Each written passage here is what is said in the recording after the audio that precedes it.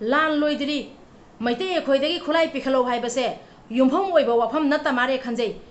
khulai painingba kanano meetei aikhoina khulai paibase matang matam sadabadagi state force dagi khulai laujagibani kukina lan lepakpa numita kukina khulai thadokpa numita meetei aikhoina state force dagi laugiba khulai do asum sinarakadaba leirabani meetei aikhoi khulai painingba nate kanam khulai painingba kanano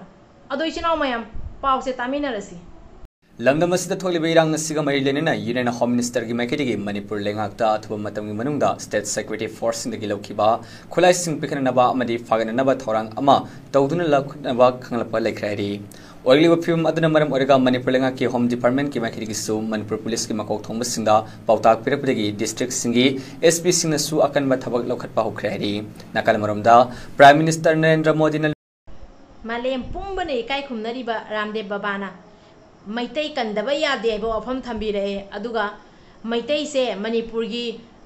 asengba ariba yelho mi ni hena Ramdev Babana thambire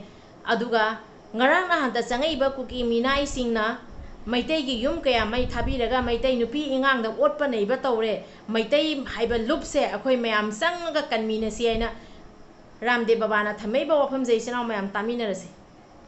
Pandagi changchilakpa kuki zomioi singna masing yamjadraba Manipur da leiba Hindu meetei singda otnei biriba asigi mayokta leibak pumbana lepminnaba mathau tai amadi lepminnasi haina dharmagi guru Baba Ramdev na lepak miyam da appeal tawrakre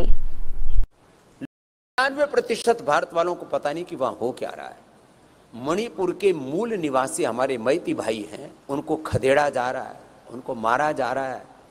उनके ऊपर आक्रमण किए जा रहे हैं। कुछ लोगों ने उनकी जमीनों पर, उनके संसाधनों पर अधिकार कर लिया है। कुछ लोग वहां अफीम की खेती करते हैं, उससे उन्होंने हजारों करोड़ के हथियार खरीद लिए और अपने मैती भाइयों के ऊपर बहुत अत्याचार किया है, क्रूरताएं की। और आज हम बात कर रहे हैं कि हम नकन अमरोमदना वीडियो से येंगसी कुकी मिहिंसा सिंगसिना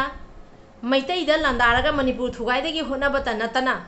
मोय मसेन दबावना हिंचा जायतमगी साजा चलिबा असुगुंबसिगा कोमिंग चथबम थोपरा थोक्तरा मोयदे लेइबा खुलाइ हिंजे फागतफम थोपरा थोक्तरा लानसे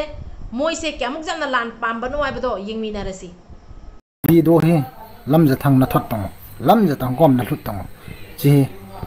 लमजथंग था नरिंगा का चौ लमजथंग काबली नरिंगा का नहीं जी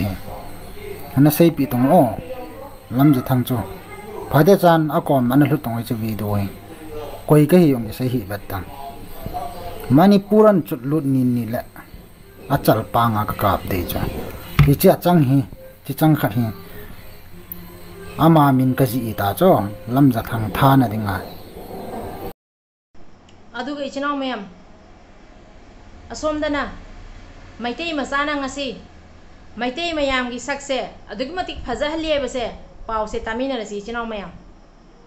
Bisgaun laibaki kunau kulgi soraisam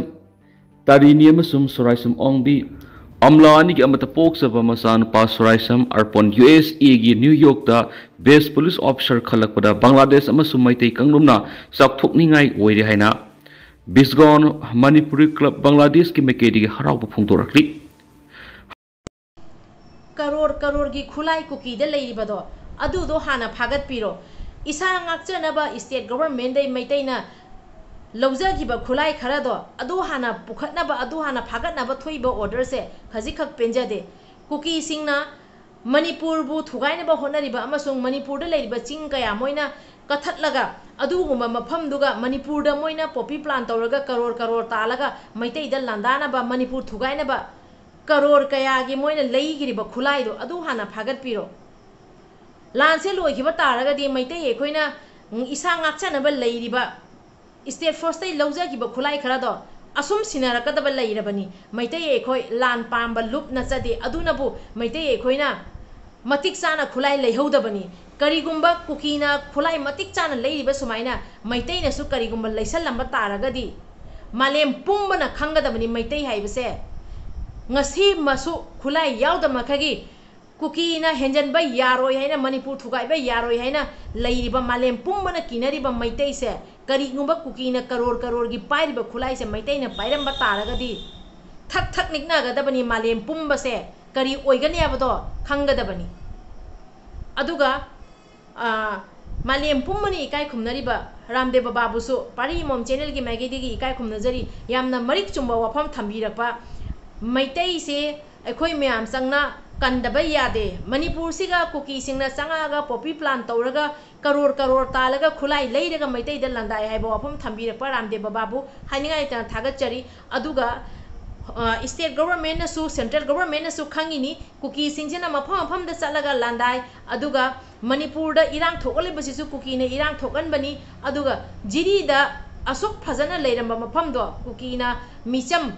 meetei michambu masagi farm de hanjarapad kuki singna tamthina hatpiraga meetei gi yum kaya mai tharaga jiri bam dasu asumaina irang hawangi aba ado manipur siga ngasi awana tari base kuki sina asuki matik lan pambadagi thoki bani abase central aso khangbam thoi aduga state government aso soidana khangam gani aina khanjai the kuki masen bhauna kari kamaina tawni abase asi pause masen amtanga taminagi si da irang ski matana khananai na yaurubagi damak lamjastang hawkip ki yumda ama ada thon ki bagi du thawdo odubo thadau community international na awang buthakta yaning da bamasum condemn torakli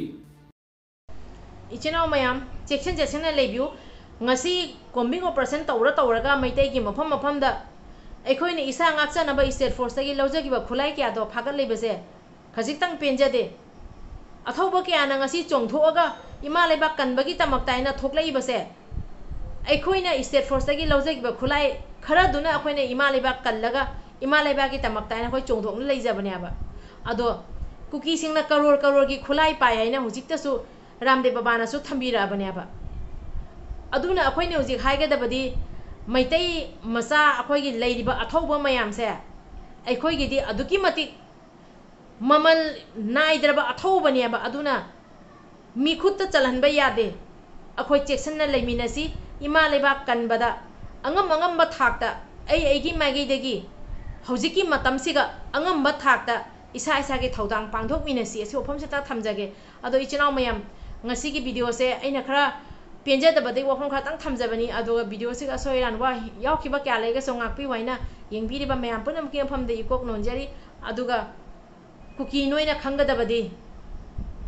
malem pumana su khanga abani adu orega su hujik ramdev babana su kuki minai noi ngarang ta changa ga kuki narco terrorist sing jena manipur da leiriba manipur gi original yel homi manipur gi asengba furup ama oina leiriba meetei da kuki singna otpa nei ba tawra landai aina thamiba wafam se noi phajana taro aduga noi masen noi myam da share to waba kuki noi ama da punamak te share to ramdev babana hariba wafam se ichina mayam loisanjarage